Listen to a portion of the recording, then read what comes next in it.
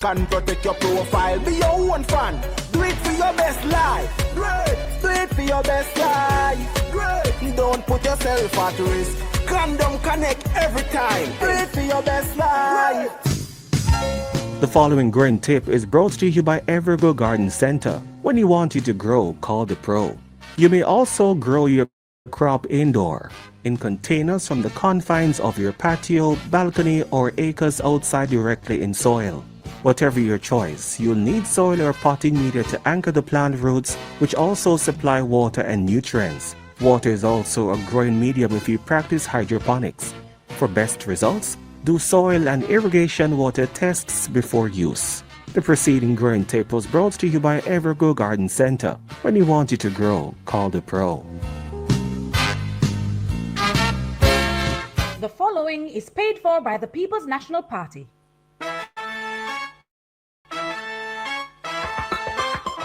I feel the spirit moving me tonight. I feel the victory. I see it inside. The frustration, the fatigue. The ministers get richer with the big pay rise that Andrew Holness engineered. That is not leadership. That is exploitation. I come to you with experience. It's not just another election. Andrew can run, but him can't hide. And we're going to vote them out because the people want better. Time come. Are you ready for a PNP government? Are you ready for a government led by Iman, Ma Jefferson Golden? You look like you're ready. You sound like you're ready. Power to the people.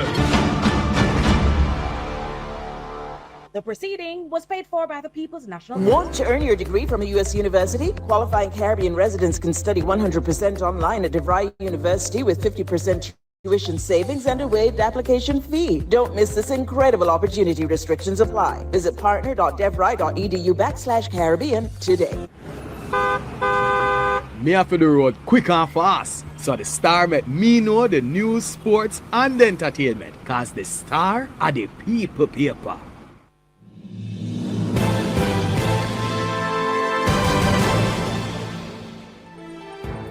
You're now listening to Emily Shields Talk with Substance on Hotline. Radio Jamaica, active for the good of our nation.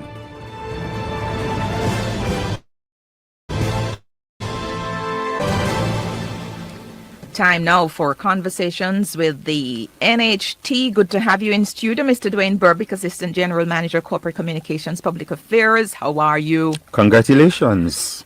Well, I didn't want to sing it, but I'm never sure would I. Sing it. Come on. Sing it. Let me hear. We not listen to the. Congratulations. Go! Something like that. University singer. Oh, that's lovely. Thank you. You are welcome. Yes. And well deserved. Well, I remember meeting you for the first time as a second-year Carmack student, and even from then being impressed by your approach to the profession, and having gone in the profession and being able to watch and observe you more, and now sitting on the other side of you, I think I come from a well-informed place when I say well-deserved. oh, thank you. Well-deserved. When was that at Carmack? I think I made a presentation up there. I was in second year, and I would have been Some years ago. 2005. Jesus. 2005. I do remember. Watch them I do the maths. Watch them I try maths me. Leon, call me miss. Call me miss. We're going to be on Sunday. Halfway through our crossroads. I'll be safe and sound. Thank you. Thank you very much. What a drama, Mr. Burbick. Tell me about housing. Happily. Yes. So one of the first things I want to touch base with you, with our listeners on this morning, is just a reminder regarding our construction scholarship. This is your last weekend to apply. The deadline is this Sunday, August 10. So it's our way of influencing the future by investing those who will shape it. And as I said, when we brought in our recipient and Ms. Russell from Human Capital to also address the challenge we're having in the industry as it relates to finding and maintaining talent in the construction industry. So this is the NHT's investment in people who are studying it, and also to give back to the profession as well. So again, up to $1 million, 25 scholarships available this year, 50 overall for the NHT's 50th anniversary come next year. So 25 this year, 25 next year. Visit nht.gov.jm, of course, for the information on how to apply and to put in your applications. And I think we've already gone over 300. Yeah, which is more than last year, not surprising. So keep those applications coming. You still have time if you haven't yet applied. When you say it closes? August 10. Okay. This Sunday. Yes, Sunday. Okay. Good. Yeah. All right. And your support team today, let me invite Jason Robinson, CEO, Solar Buzz Jamaica, joining on Zoom. Welcome, Mr. Robinson. Hi, morning, Emily. Morning, Dwayne. Hi, Dwayne, Jason, morning. you always continue to impress me with the many talents that we don't know about. Not you too, Jason, not you. I would love to put him up again. Mervyn Edwards James, Smart Energy Grant recipient, joins on the telephone as well. Welcome, Mrs. Edwards James. Thank you. Good morning. Morning. Yes, good to have you. Mr. Burbick, you are not finished. Right. So as we mark Independence celebration, it's always a sense of pride to see how far we've come, not just as a country, but also, I dare say, within the NHT. We've taken our approach to look at how that shows, that spirit of resilience that comes with being a Jamaican is our Smart Energy Loan and Smart Energy Grant. And the loan allows homeowners, to tell you a little bit about it, to access up to $2.5 million in financing to outfit their home with energy-saving technology like solar panels, solar water heaters, rainwater harvesting systems. And that $2.5 million come at an interest rate of between 0 and 5%. So one of the adjustments we've made since July to increase the amount from 1.5 to 2.5 and to adjust the interest rate from that flat 5% to a range between 0 and 5 based on the individual's income band. And in addition to that, we've added the Smart Energy Grant now for pensioners who understandably are not in a position to take up a loan. So this is our gift to them for the years of service to the country and as paying contributors at the NHT. So at the time of retirement, they're earning less than $30,000 per week, and that reflects that 0% income band that the NHT has.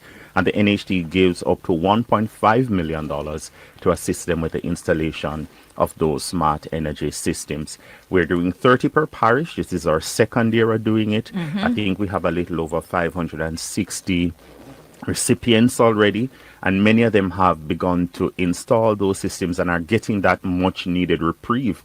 If we as working people are looking to cut our energy costs, imagine what that is doing for our pensioners who are not in a position to be have a steady flow of the type of income that would allow them to balance all of these demands on that pension. And we had the opportunity just last month to hand over some in Westmoreland, and trust me, the stories would move you.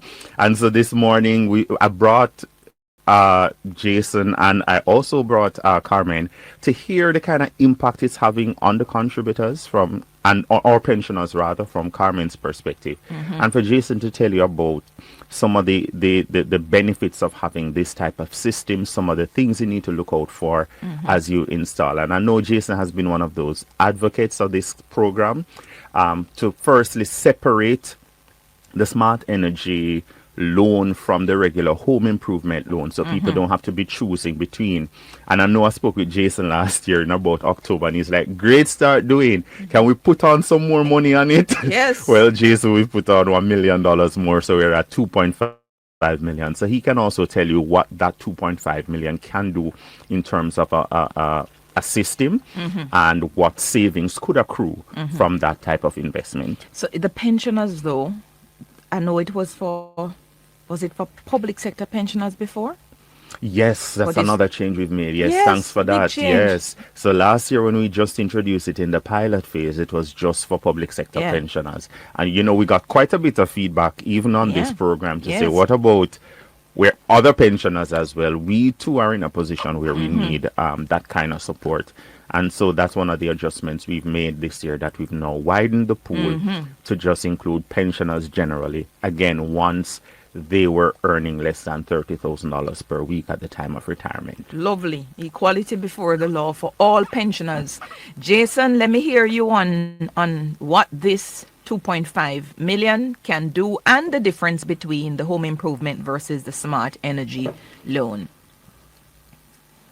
All right, thank you again, Emily. Yes, so the smart energy loan and the home improvement loan have been, very beneficial, especially to our clients. The NHT financing has become the leading facility for Solar Buzz in financing residential homes over the last 2 years because of the work that NHT and Dwayne and his team have put into it. What we've seen is with the $2.5 million, you're seeing clients who have bills up to $15,000 monthly or even a little higher can get a system that is reducing their bills 90 to 100%, right? More importantly, reducing your monthly expenses are very important, especially for pensioners, because once you retire, etc., you don't want to have high monthly payments. You want to relax without the stress of bills. Yes. But what we have always pushed, especially on why this smart energy loan and the home improvement loan are so important, is that we live in a hurricane zone, and to know that these pensioners and also just the regular NHT members who are getting the smart energy loan are getting resilient power now, right? Backup power. We've seen what has happened with hurricanes in Puerto Rico and Bahamas, where the grid is down for almost a year. But then last year we saw what happened in Southwest Jamaica, in Trelawney. I have clients out there who, they were the main source of power for 3 to 4 months in Treasure Beach. We have more than one client that was like that, and the system's held up. And it's just very important that we have more and more resiliency because we're in a hurricane zone. And, putting solar on the grid is great, but individual homeowners that can become independent on their own is more impactful, in my opinion. Right. But the 2.5 million for the loan, can you give me an idea as to what monthly generating kilowattage, what bracket somebody needs to be in for this to be able to supply the home? Initially it was 1.5 million, but at 2.5 million, you're looking at people now that can be close to that 200 kilowatt hours per month to get close to a zero bill. Okay. Maybe even higher, because it's not everyone's energy usage is like a fingerprint. It's different. Yeah. So you can't just say just because John's bill is this. It's when you use the power, because if you're using a lot of more power in the daytime when the sun is out, your batteries stay charged 100% while supplying the house. If you use more energy at night, you need more battery capacity. But the key thing is with the smart energy loan and the facilities is that when we put in a solar system, it comes with an app, an online monitoring app. They can see where their battery capacity is for the night. So if it's cloudy that day and they're not at 100%, well, maybe you don't use as much energy that night. So you make sure you can last through the night.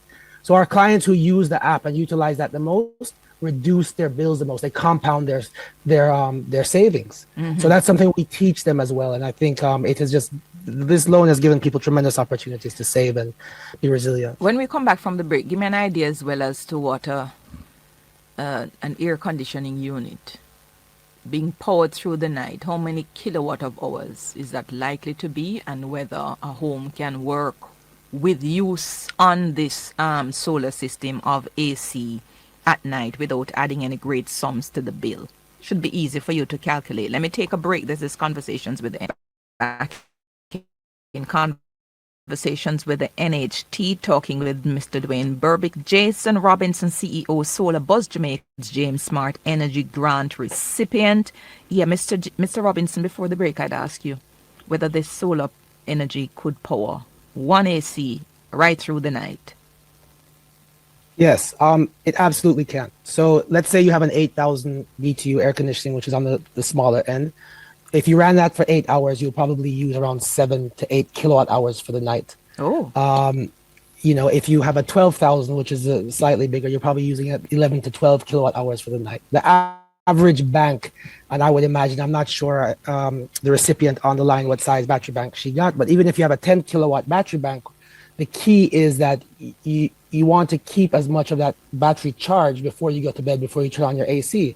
So if you go to bed with a full 10 kilowatt hours, you're going to last on with an 8,000 BTU most through the night. But what we suggest at Solar Buzz and energy conservation is that set your AC timer for 4 hours.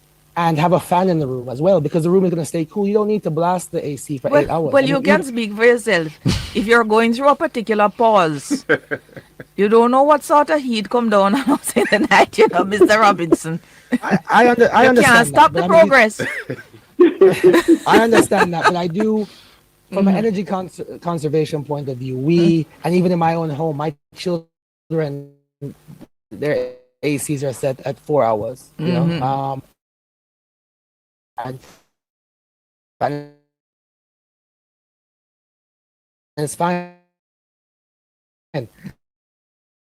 So it can go. That's the point. You say you add battery, or you add panels, or both. You would need both, because if you just add batteries, the additional battery may not be able to get charged with the initial set of panels. Yes. So it just depends on how many panels we put in initially. Miss Edwards James, with the laughter, I think you understand. You understand the language. Yes, ma'am. Yes. Tell me about your experience being a recipient of the Smart Energy Grant. Well, I used to be sweating like mad, changing clothes during the day. And my bill was up to $13,000 for a month. But after May, started paying 6, 9, and then in July here I pay 5,656.73. So it has decreased considerably. Right, and especially during the summer months here now. Oh, it's extremely hot. Yes. So you operate with just fan, or you have to run AC? Depending on the room I'm in. Yes. I do the AC. Right. Or the fan. Right. And you have obviously other appliances, your refrigerator plugged in? Yes. And all of those. And I was advised not to wash and iron during the night when there is yes. there is less battery charging. Right. So I set myself to do that during the day. Yes, and at any rate, a lot of people are home within a certain time. So, well, that wouldn't affect the solar because you're whatever. I'm just thinking JPS now, which I just need to just to re-navigate my brain out of JPS. Okay, and you haven't had any issues where you've run out of power in the night because you're over-consuming? No, not really. And I can say that for sure because my electricity bill is so much lower. Okay. But how does it work, Mr. Robinson? You remain on the JPS grid? Yes, so the solar becomes your priority. I didn't install Miss Elliott's system, but I'm assuming. So when we install our systems, the solar battery system becomes a priority, even in the daytime. That is the primary source of power. So you're disconnected from the JPS grid, but the grid is still there as your backup. Should the batteries run out in the night, it seamlessly switches over to JPS. But the key is that, and what we always encourage our clients to do, and I would like to make sure Miss Elliott does this as well, because she's already doing part of it, is when the sun is out, the batteries are going to charge extremely fast, so 100%, probably by 9:30 a.m. You can have a shorter payback and benefit much more by now. You, especially when the sun is out, like as Miss Elliott said, is using your heavy loads during that time. But I also encourage her to turn on the AC in the daytime and benefit from the AC when the sun is out, because the sun is going to keep those batteries at 100%, and you can now benefit from being cool in the day when it's most dangerous, etc. Yeah, you have to do that. That's what I have been doing. Yes, that is the key. And then around 4:35 p.m. when the sun starts to dip, turn off the AC because his house is getting cool. Keeping your batteries at 100%, and when you go to bed now, turn back on the AC, and you have this 100% battery to go back to bed. That is what we really like to kind of encourage. Yes. So you can really use a lot more power in the day when the sun is out. Right. Mr. Burby, Yes, go ahead, Mrs. James. I have this discovered too that when I start with full battery for the evening, I can always cool the room down and then turn off the AC. So I save on that as well. Wow. So, Mr. Burbick, is there any limit? You said there is a limit to the number of grants that are available. Are there any conditions attached to it, to the grant? Let me touch first at the limit. So we are doing 420 annually, total of 30 per parish. Yes. That brings us to 420. So we're in the second year of doing that 420. The general guidelines, people have to put in applications when the NHT invite applications for them. So we invite applications from time to time. We process those and then we go back if we do not have enough and do another intake. So we do these intakes from time to time. It's not a walk-in basis, so people have to listen out. Again, from I mentioned at the top, is for individuals who at the time of retirement earn less than $30,000 per week. But even beyond that, we have to look at financial need. That we look at our financial need, yes, and also we prioritize people who perhaps live in areas where there is, some amount of unreliability as it relates to electricity supply. And I want to take the opportunity to give a big shout out to my social development team, led by Wendy Jo Williams. They go into the nooks and the crannies and they do the investigations. They do the site visits to the applicants and the selectees to ensure that the NHT's grant, and it's a grant, you don't pay it back, so it's an investment we're making, that it goes to individuals who are truly in need. So a big thank you to our social development team, who we rely on heavily to do these investigations and make the recommendations as to who are the selectees and recipients. And there's no limit for the loan. No limit for the loan. You can apply for the loan at any given time. And I know we generally focus on those who are homeowners already, who can put in their application. But for those who are just going through that application process for the first time to become a homeowner, my recommendation is to put in your application for your smart energy loan as well. Because in a year or 2 years' time, you'll pretty much be resubmitting the same documents you have to submit now. So just put in the application at the same time and you can draw down on it whenever you're ready. Right. And so, Mr. Robinson, the space for laying the panels, though, do we need a massively large space either on the roof or somewhere to the side of the house that the panels can be put? You don't need a massively large space. I mean, for instance, so the panels roughly, you say, are like 32 square feet, and people may need a minimum of 6 to 8.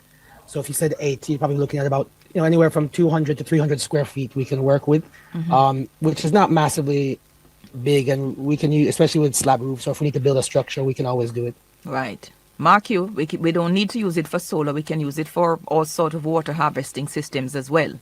That's correct. So I've actually seen individuals spread the loan across across both. That they're able to get some water tanks or some kind of storage, probably have the tank already but needed to buy a pump to ensure that they power it properly into the house. So it's the opportunity to do both that exists. Right. Any final word from you, Mrs. Edwards James? Whoever would apply or would need to apply when it's available, because I have saved very much from this. And now I would like to, I'm just thinking now that I would need to do the water one. Can she get more than one? I think if she never exhausted the full amount on the solar, what's left you could actually put towards that. Apply, Mrs. Edward James, you never know. I will, because I like to do my planting. Yes. Absolutely. Yes. Good. Mr. Robinson, thank you so much. I'm out of time. Mr. Burbick, final word to you. Anything else you want to tell me? Recap. No, just to recap the terms of the loan, it's 2.5 million for the smart energy loan. Apply for it when you're buying the house for the first time, or if you have the house already. It's 10 years to repay. The interest rate is 0 to 5%, depending on your income band, and you can apply directly at the NHT if you're servicing your loan at the NHT, or you can apply through your mortgage partner. We have 17 you can choose from if that's where you service your loan. So no barriers to you getting cooler this summer. And you can apply when you're applying for home improvement loan as well. Definitely. Yeah, yes. and it doesn't stop. It doesn't prevent you getting the 2.5 maximum. No, you still get your 5 million for your home improvement and 2.5 million for the smart energy loan. And in fact, you could actually, if you find that you need more for the smart energy loan than the 2.5, you can take some of the home improvement portion and put towards that. Thank you so much, Dwayne Burbick, Assistant General Manager, Corporate Communications, Public Affairs with the NHT. Thank you, Jason Robinson.